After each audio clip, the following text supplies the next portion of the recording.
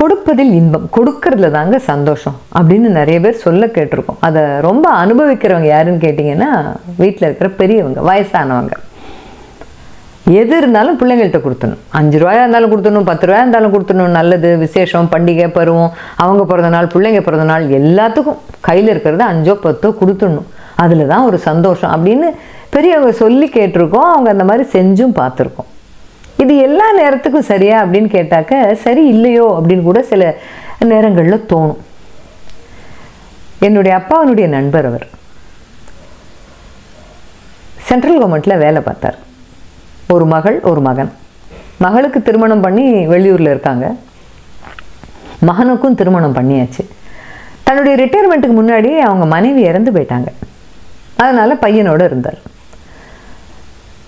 Retirement ஆகி retirement benefit எல்லாம் நிறைய காசு வந்தது. பையன், நான் ஒரு பிஸ்னஸ் ஆரம்பிக்கலான் இருக்கேன்ப்பா, அதை கொஞ்சம் அந்த பணம் கொடுத்து உதவ முடியுமான்னு பையன்கிட்ட கேட்ட உடனே, பொண்ணுக்கும் கல்யாணம் பண்ணி கொடுத்தாச்சு, நம்ம மனைவியும் கிடையாது, பையன் ஒருத்தன் தானே, அவனுக்கு கொடுக்காம யாருக்கு கொடுக்க போகிறோன்னு அந்த உணர்ச்சி வசப்பட்டு எல்லாத்தையும் தூக்கி கொடுத்துட்டார்.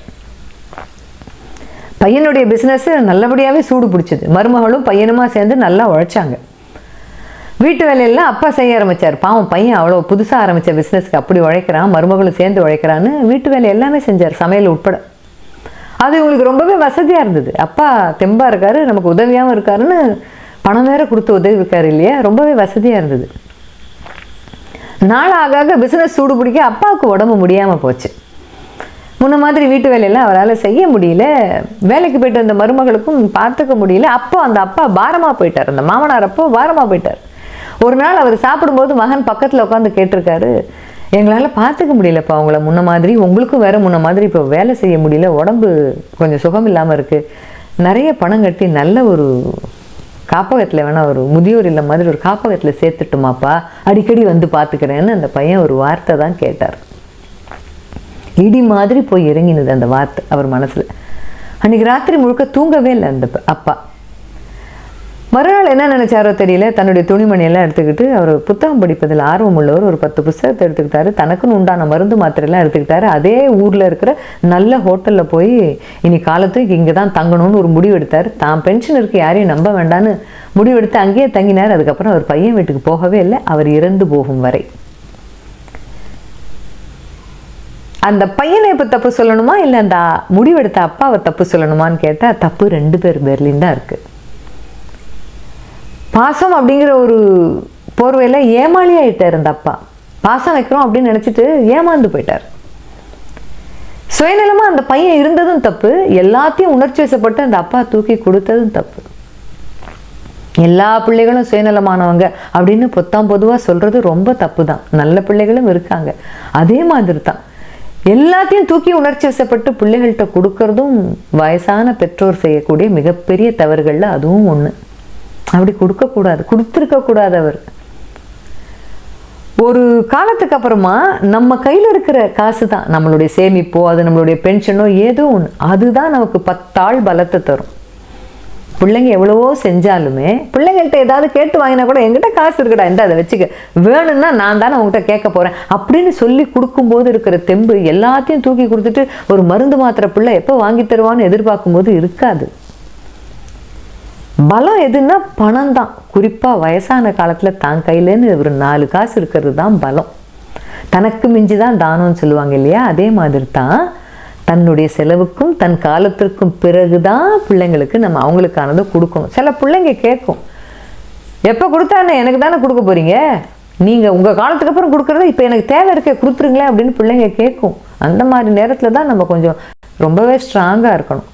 எனக்கு எப்போ கொடுக்கணும்னு தெரியும், உரிய காலத்தில் உனக்கு வர வேண்டியது வந்து சேரும்னு சொல்லணும். அதை நம்பி பிள்ளைங்க இருக்கக்கூடாது.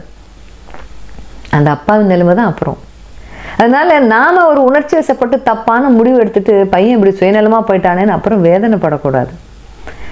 எங்கள் வீட்டில் பாட்டி ஒன்று சொல்லுவாங்க, என்னோட காலம் முடியும் போது என்னோட கை மடக்கி வச்சிருப்பேன்ல, அதை திறந்து பாருங்கள், கடைசி சடங்குக்கான காசு கூட என் கையில் வச்சுக்கிட்டு தான் சாவேன்னு எங்கள் பாட்டி சொல்லும்.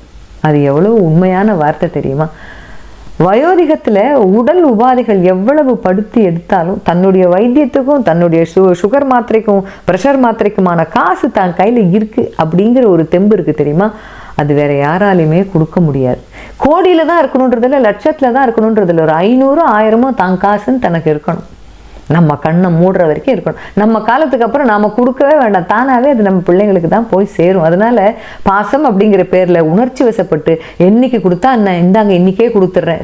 குறிப்பாக ஜுரம் வந்து படுத்துட்டோன்னு வச்சுக்கோங்களேன், வயசான காலத்தில் உடனே முடிவு பண்ணிவிடுவோம், இந்த ஜுரத்தில் நான் என்னைக்கு எந்திரிச்சு என்னைக்கு என் பிள்ளைங்களுக்கு இதெல்லாம் கொடுக்க போகிறேன் அப்படின்னு இப்போவே கொடுத்துரு. உயிர் எழுதுற வரைக்கும் சில பேர் போயிடுவாங்க. அந்த மாதிரி உணர்ச்சி வசப்பட்டு முடிவுகளை எடுக்காமல் இருப்பது தான் வயசான காலத்தில் நமக்கு நாமே கஷ்டத்தை வர வச்சுக்காமல் இருக்கிறதுல ஒரு சிறந்த வழி. அதுதான், நமக்கு நாமே கஷ்டத்தை வர வச்சுக்க கூடாது. கொடுத்துட்டு ஒரு பைசாவை கொடுத்துட்டு பையன்கிட்ட அதுக்கப்புறம் ஏதாவது ஒரு வார்த்தை சட்டுன்னு, மகளும் சரி மகனும் சரி, நம்மக்கிட்டேருந்து வேணுங்கிற பைசாவை வாங்கிட்டு அதுக்கப்புறம் கொஞ்சம் மரியாதை இல்லாமல் கொஞ்சம் குரலை வசதி பேசினா கூட வாங்குற வரைக்கும் ஒரு மாதிரி பேசினாங்க, வாங்கினதுக்கு அப்புறம் எப்படி பேசுகிறாங்க பார்த்தீங்களா, அது தாங்கவே முடியாது நம்மளால். அதனால நம்ம கையில் ஒரு பிடிமானம் இருக்கணும். பிள்ளைங்க நம்ம கூட எப்போவுமே இருக்கணும் அப்படின்னா நம்ம கையில் ஒரு பிடிமானம் இருக்கணும். 4 காசாக இருந்தாலும் பரவாயில்ல, அது நம்ம காசுங்கிற பட்சத்தில் நம்ம காலத்திற்கு பிறகு தான் நம்ம பிள்ளைங்களுக்கு போய் அது சேரணும்.